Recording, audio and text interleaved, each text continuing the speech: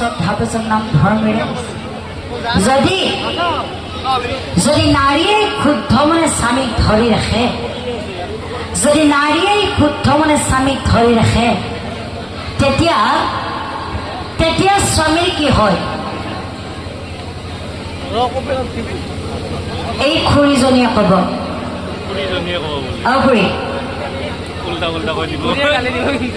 আপুনি কওকচোন, যদি নাৰীয়ে শুদ্ধ মনে স্বামীক ধৰি ৰাখে তেতিয়া স্বামীৰ কি হয়? বেলেগে নক'ব, কি হয় নাজানে? আপোনালোকে ইমান কথা পাতি আছে, কথা পাতি থাকিলে নামটো কি বুজি পাব? হয়নে?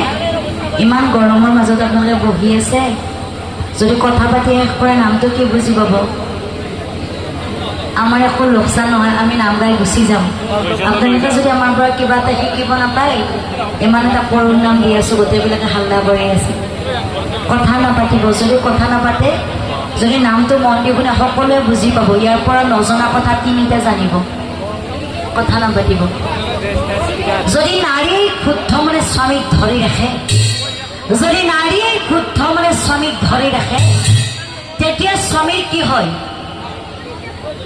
কি হয়? কি হয়? আয়ুস বাঢ়ে। যদি নাৰীয়ে শুদ্ধ মনে স্বামীক ধৰি ৰাখে, যদি নাৰীয়ে শুদ্ধ মনে স্বামীক ধৰি ৰাখে, জ্ঞানীয়ে কয়, সেই যুৱক জমে অতি সহজে কাঢ়ি নিব নোৱাৰে, কাঢ়ি নিব নোৱাৰে, কাঢ়ি নিব নোৱাৰে। আৰু আনফালে এনেকৈ তিনি মাহ